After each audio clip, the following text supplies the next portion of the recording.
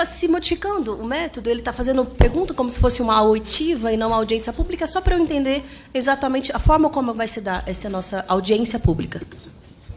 Nós estamos aqui numa audiência da comissão.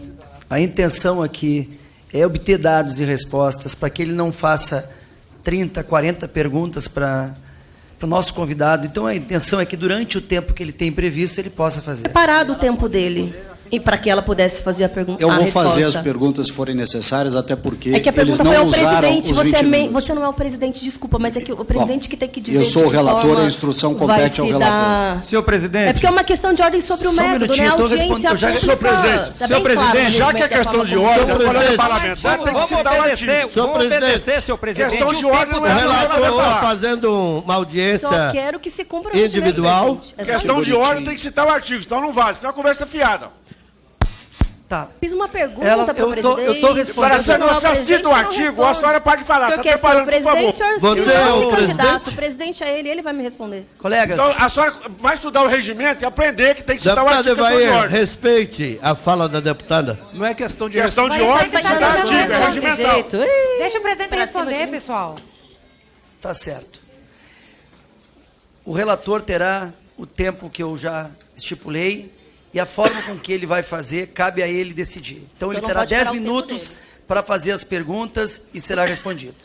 Pode continuar, relator, por favor. A somatória dos meus 10 minutos ao longo das perguntas que eu quiser fazer, tantas quanto eu quiser fazer. Presidente, mas só o relator, parar o tempo só o dele relator, ele tá só o relator ou os outros membros vai ter que zerar também o tempo, inscritos, presidente, do relator. pode seguir a mesma. Se o senhor quiser, durante os seus 3 minutos, pode fazer, deputado. 5 minutos. O presidente vai ter que zerar o tempo do relator, porque eles interromperam lá. Não, e cada vez... Não, tem que zerar. Então, está ali 8 minutos. Pode prosseguir, deputado.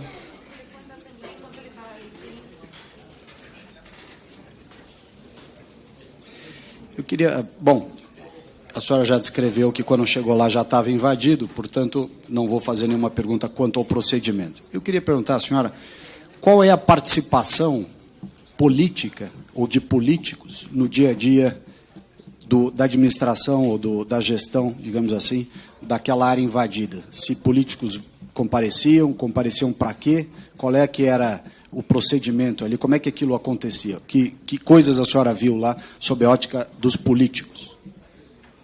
Em relação a políticos lá lá, eu presenciei uma vez só, mas não participei da reunião. Só uma vez, né? Teve uma deputada que foi convidada para participar lá no acampamento, mas eu não participei da reunião. A senhora lembra quem era a deputada? Sim. Quem? Sim. É a Érica Cocai. O tempo voltou a ficar parado, presidente. Se as perguntas estão transcorrendo, o tempo tem que transcorrer também. Deputada, assim será com todos os deputados. Então, o tempo tem que continuar correndo, certo? Obrigada. Não é certo, porque enquanto eu pergunto, corre o tempo. A gente disse que é certo, sinto muito. O senhor tem que cumprir o regimento. Só um minutinho, só um pouquinho. O relator faz a pergunta... Não quer que a gente pergunte, né? O relator faz a pergunta e será descontado o tempo. Quando a nossa convidada faz a resposta, o tempo será congelado. Presidente, mas para não a é resposta. isso que diz o regimento a respeito de uma audiência pública. Assim se dará com todos os deputados que estão aqui, terão essa possibilidade. A senhora, esses recolhimentos, essas arrecadações, eles usavam o dinheiro para quê?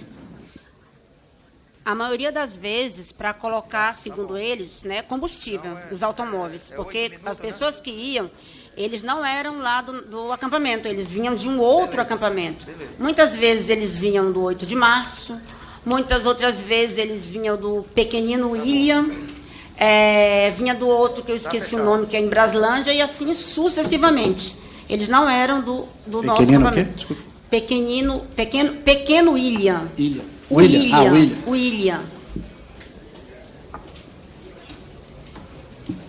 Pequeno William, perfeitamente, obrigado. Com relação ao dia a dia do acampamento e tudo, havia alguma forma, além dessas poucas culturas de subsistência que a senhora falou que queriam que plantassem, de mandioca, ou alface, seja lá o que for, havia alguma espécie de apoio para a produção, fornecimento de sementes, pessoas ensinando a plantar, alguma coisa nesse sentido? Não.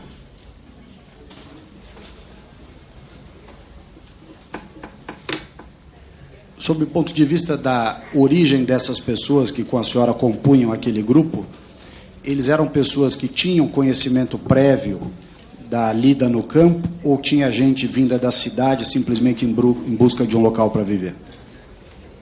Desculpa, eu não entendi a pergunta.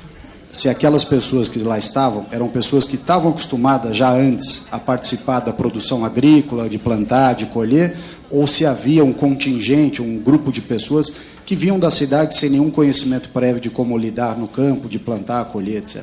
Algumas sim, né? Mas outras pessoas, a maioria não. A maioria não? Não, a maioria não.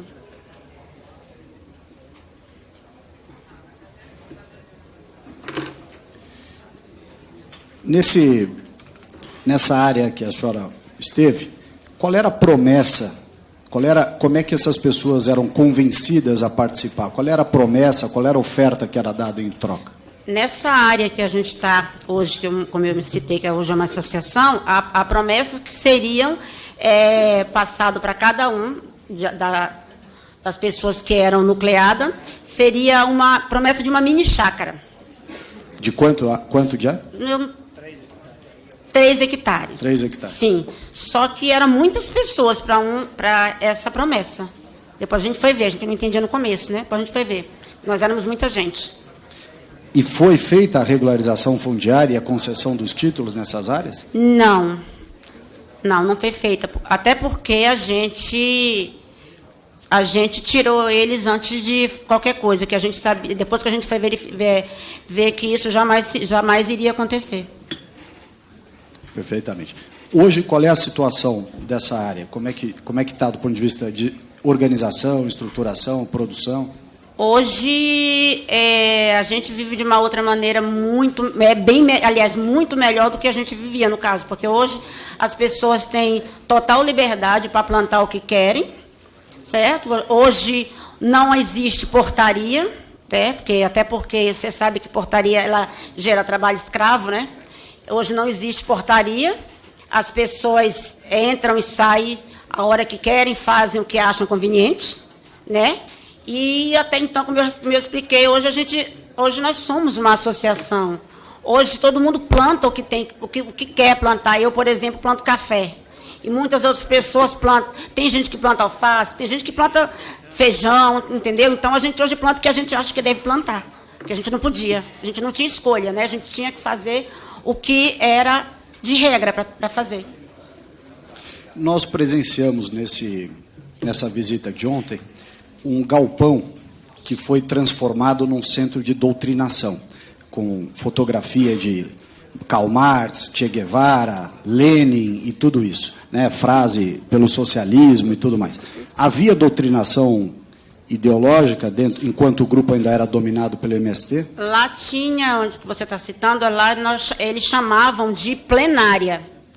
Era onde eles reuniam-se nos finais de semana, no sábado, das quais eles faziam reuniões que a gente não podia faltar, nas quais onde eles decidiam o que fazer.